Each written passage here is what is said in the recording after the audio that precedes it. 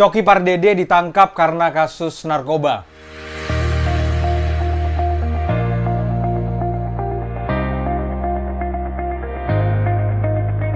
Ambil dulu lah barang itu. Kalau nonton bokep cowok lah. Udah kan, sorry ya Lai, aku kaget ya Lai, maaf ya Lai, aku bantunya Lai. Yang mana? Bikin. Bukan ini dia. Bukan itu Lai. Di mana? Makanya kan aku yang mau cari Bang. Aku kan nggak bakal aku isi takdir. Ya enggak sini. Ah kau pun ah. Aku geledah dulu deh, lu liatin deh. Nah ini tasnya dulu kau. Tasnya dulu ya buka. Aku mau bantu Bang. Aku mau bantu sama Abang. Aku bantunya Bang Abang. Itu mana? Ini. Oh itu barang ini. Kau kantor sini lah. Penangkapan komika Coki Pardede terkait kasus narkoba membuat heboh dunia hiburan. Coki Pardede ditangkap dengan barang bukti sejumlah sabu. Coki Pardede ditangkap di rumahnya di Pagedangan, Tangerang pada hari Rabu, tanggal 1 September. Dalam sebuah video yang beredar, Coki Pardede tampak kaget saat ditangkap polisi. Nah, sebuah pembelajaran penting. Kenapa sampai bisa Coki Pardede tertangkap karena penggunaan narkoba?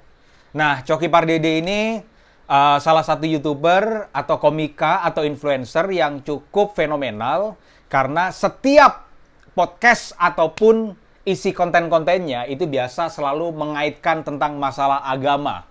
Nah, ini pembelajaran yang penting sih buat kita. Ternyata ngomongin tentang agama, ngomongin tentang Tuhan, terkadang kita lupa untuk menghidupi Tuhan yang sebenarnya. Karena ternyata dia terkandung kasus penyalahgunaan narkoba dan akibatnya berujung pada penangkapannya dia. Bahkan penggunaan narkoba, penggunaan sabu yang dia pakai itu agak sedikit tidak wajar. Nah, ini sebenarnya sebuah pembelajaran bagi generasi muda.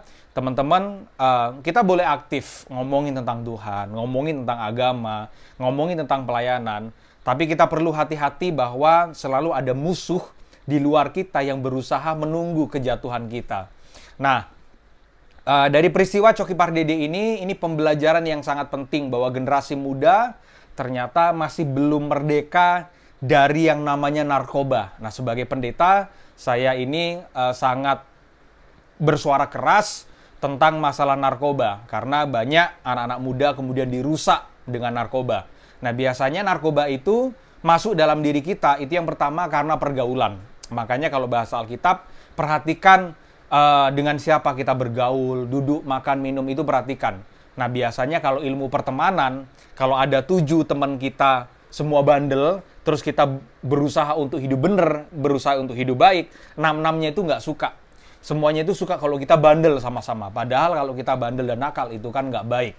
Nah, buat teman-teman muda, saya dorong bahwa perhatikan pergaulan kita. Apalagi di tengah-tengah masa pandemik, itu biasa di tengah masa-masa kita susah bergaul, bersosialisasi dengan orang-orang yang lain, maka teman-teman lama kita, teman-teman bandel kita, itu biasa justru menawarkan hal-hal yang kemudian berusaha untuk membuat kita supaya kita seolah-olah peduli, supaya kita tidak stres, supaya kita tidak suntuk di rumah. Akibatnya mereka menawarkan barang-barang haram tersebut. Nah, ini perlu hati-hati, apalagi generasi muda dirusak narkoba saat ini. Narkoba itu jadi musuh yang sangat luar biasa buat bangsa kita. Makanya pemerintah lewat presiden kita, Pak Jokowi, juga menyuarakan suara yang sangat lantang tentang masalah narkoba. Nah, sayang sekali kalau di konten-kontennya, bahkan di podcast atau di konten-konten yang lainnya, Coki Pardede ini selalu banyak ngomongin tentang Tuhan, agama, etnis, yang kelihatannya bagus. Cuma ya sekali lagi kita perlu hati-hati bahwa terkadang bahwa Tuhan itu diomongkan tapi Tuhan tidak dihidupi. Ada banyak orang juga seperti itu, ngomongin tentang Tuhan tapi tidak menghidupi tentang Tuhan. Atau banyak orang-orang yang juga masuk ke dalam gereja, ke dalam rumah Tuhan tapi tidak pernah masuk di rumah Tuhan. Ini dua hal yang berbeda. Nah, saya berdoa suatu saat saya juga bisa dipertemukan dengan Coki Pardede untuk kita dorong, support teman-teman. Ingat, mereka yang jatuh, mereka yang gagal, bukan kita jauhi, tapi mereka harus kita tolong. Nah, saya berharap bahwa kita bisa saling menolong satu sama lain. Karena biasanya kalau kita sudah salah, kita sudah jatuh, bahkan diomongin, kita dihakimin, kita digosipin. Karena itu banyak orang sibuk cuma ngomong, tapi nggak sibuk nolong. Lantas apa yang harus kita lakukan untuk menghindari yang namanya narkoba? Karena itu bangun manusia diri kita supaya kita itu kuat. Ingat, menang dan tidak itu bukan tergantung dari orang lain, tapi tergantung daripada diri kita. Makanya pergaulan yang buruk itu merusak kebiasaan yang baik. Perhatikan dengan siapa kita bergaul. Jauhi pergaulan-pergaulan yang bisa membawa kita terjerat dalam narkoba. Karena nggak ada hebat-hebatnya narkoba. Ada orang yang bilang, wih, lu nggak keren kalau lu nggak pakai narkoba. Apaan? Itu kampungan orang-orang yang seperti itu. Makanya kita perlu jauhi pergaulan-pergaulan yang bisa membawa kita terjerat ke dalam narkoba. Narkoba itu berbahaya. Apalagi kalau sudah kecanduan. Apalagi orang kalau sudah kecanduan narkoba bisa melakukan apa saja. Saya pernah layani ada anak muda yang kecanduan karena narkoba. Itu sampai barang orang tuanya dicuri, dijual supaya dia bisa beli narkoba. Bahkan saya punya adik rohani, ya satu kali, ini cerita aja ya. Gitar saya itu sampai dijual demi dia beli barang haram itu.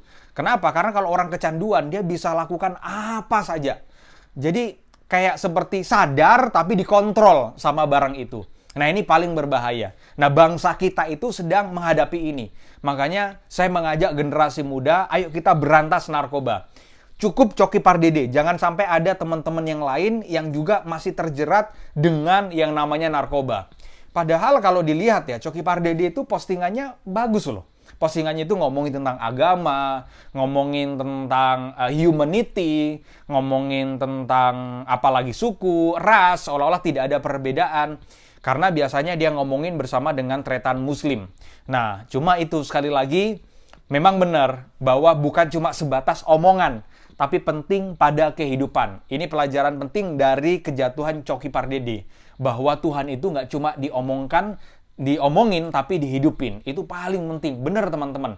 Karena kalau kita cuma sekedar ngomongin tentang Tuhan tapi kita tidak hidupi Tuhan yang sebenarnya, maka kita juga bisa terpleset, kita tersandung, kita bisa jatuh di dalamnya. Makanya generasi muda, ayo kita lawan narkoba.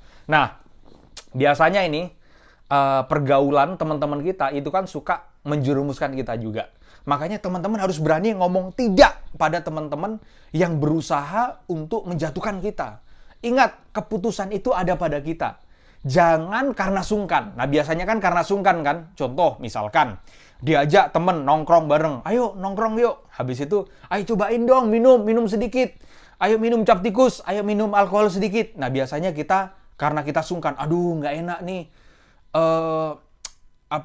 Nolaknya. Jadi terakhir ya udah ikutan minum. Nah, ingat biasa narkoba itu berawal dari coba-coba. Setelah coba-coba, maka biasanya ya jadi kecanduan. Nah, itu biasa dimulai dari tongkrongan-tongkrongan, dari pergaulan-pergaulan yang nggak bener.